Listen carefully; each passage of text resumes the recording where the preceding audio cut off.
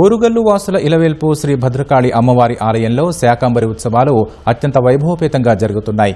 ఈ ఉత్సవాలను వరంగల్ పశ్చిమ ఎమ్మెల్యే నాయని రాజేందర్ రెడ్డి జ్యోతి ప్రజ్వలన చేసి ప్రారంభించారు. ఉత్సవాలలో భాగంగా అమ్మవారికి అర్చకులు సహస్ర కలశాభిషేకం నిర్వహించారు. ప్రతి ఏటా ఆషాఢ మాసంలో అమ్మవారికి శాకంబరి ఉత్సవాలను నిర్వహించడం ఆనవాయితీగా వస్తోందని ఆలయ అర్చకులు తెలిపారు. మొదటి రోజు అమ్మవారు కాళీ అలంకరణలో భక్తులకు దర్శనమివ్వగా సాయంత్రం అమ్మవారు కామేశ్వరి అలంకరణలో దర్శనం ఇవ్వనున్నారు. శాకంబరి ఉత్సవాలకు సంబంధించి మరిన్ని వివరాలు మా ప్రతినిధి లింగయ్య అందిస్తారు. భద్రకాళి అమ్మవారి శాకంబరి ఉత్సవాల ప్రతిష్టత మరింత ఇనుమడింపజేసేలా అత్యంత వైభవపేతంగా ఇవాళ శాకంబరి మహోత్సవాలు అత్యంత వైభవపేతంగా ప్రారంభమయ్యాయి. కాసేపటి క్రితం ప్రత్యేక పూజలతో అమ్మవారిని శాకంబరిగా అవతారం ఎత్తింది. దీంతో భక్తులు పులకించిపోతున్నారు. భద్రకాళి అమ్మవారి ఆలయంలో దాదాపు 500 ఏళ్ల చరిత్ర ఉంది. ఈ భద్రకాళి అమ్మవారి శాకంబరి ఉత్సవాలకు అప్పట్లో 500 ఏళ్ల క్రితం వర్షాలు కురవక పాడి పంటలు పండక రైతుల మొహాల్లో చిరునవ్వులు లేక ఉన్న సందర్భంలో ప్రత్యేకంగా అప్పుడు అమ్మవారిని శాకంబరిగా అవతారమించి భక్తులకు దర్శనమిచ్చారు. వర్షాలు సమృద్ధిగా కురవాలని, పాడి పంటలు పండి రైతులు లోగిళ్ళు సుఖ సంతోషాలతో వర్ధిల్లాలంటూ ఇక్కడ ఆలయ పూజారులు అర్చకులు ప్రత్యేకంగా పూజలు చేశారు. ఆనాటి ఆనవాయితీ నేటికి కూడా కొనసాగుతుంది. దాదాపు 500 ఏళ్ల క్రితం దేశమంతటా కరువు తాండవించిన సందర్భంలో అమ్మవారికి ప్రత్యేకంగా శాకంబరిగా అవతారం ఎత్తించి ప్రత్యేక పూజలతో 500 ఏళ్ల నుంచి కూడా అదే ఆనవాయితీ ఇప్పటికీ కొనసాగుతూ వస్తుంది. ఈ క్రమంలోనే వర్షాలు సమృద్ధిగా కురవాలని, పాడి పంటలు పండాలంటూ నేటి నుంచి శ్రీ భద్రకాళి అమ్మవారి ఆలయంలో శాకంబరి ఉత్సవాలను మరింత వైభవపేతంగా నిర్వహిస్తున్నారు. ఇప్పటికే భక్తుల తాకిడి కూడా ఆలయంలో పెరిగిందని చెప్పవచ్చు. ఈసారి ఎల్నినో ప్రభావంతో కరువు పరిస్థితులు తలెత్తుతున్న నేపథ్యంలో రైతులకు అమ్మవారి కరుణ కటాక్షాలు ఉండాలంటూ ఆలయ అర్చకులు పూజారులు ఇప్పటికే ప్రత్యేక పూజలు నిర్వహించారు. ఆలయంలో ఇవాళ నుంచి 15 రోజుల పాటు అంటే దాదాపు ఈ నెల 29 వరకు అమ్మవారికి ప్రత్యేక పూజలతో అలంకరించి రోజు ఉదయం సాయంత్రం పూట ప్రత్యేక అవతారాల్లో అమ్మవారు దర్శనం ఇచ్చేందుకు అన్ని రకాల ఏర్పాట్లు చేశారు. పెద్ద ఎత్తున భక్తులు కూడా అమ్మవారి ఆలయంకి పోటెత్తుతున్నారు. ప్రధానంగా ఈసారి ఎల్నినో ప్రభావం ఈసారి పంటల సాగుపైన ప్రధానంగా పడుతుంది.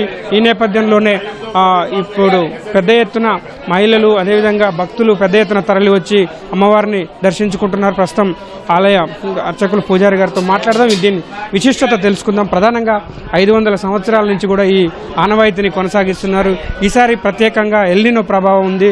రైతులు పాడి పంటలు పండక ఇంకా వర్షాలు సమృద్ధిగా లేక ఇబ్బంది పడుతున్న తరుణంలో అమ్మవారికి ఎటువంటి పూజలు చేస్తున్నారు, రైతులను ఎలా కటాక్షించాలని కోరుకుంటున్నారు?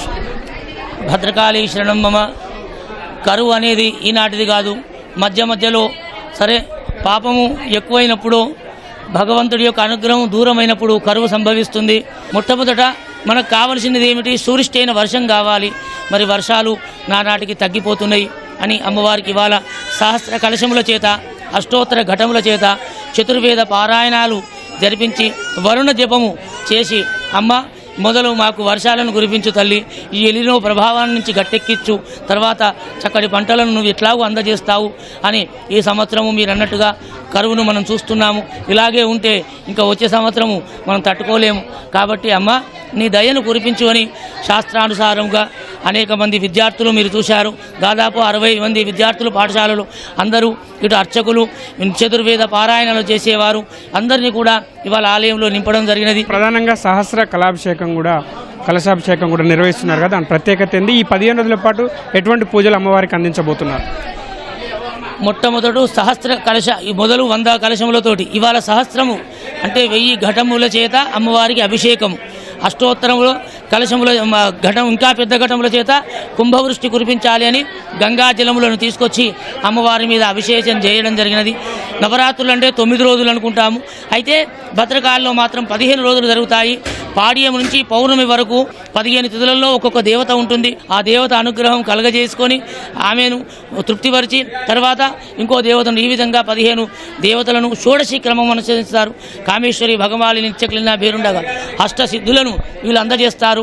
మరి ఈ వీరిని కూడా సాయంత్రం పూజిస్తూ శాకంబరిగా 29వ తారీఖు నాడు పౌర్ణమి నాడు అమ్మవారు దర్శనమిస్తుంది. ధన్యవాదాలు.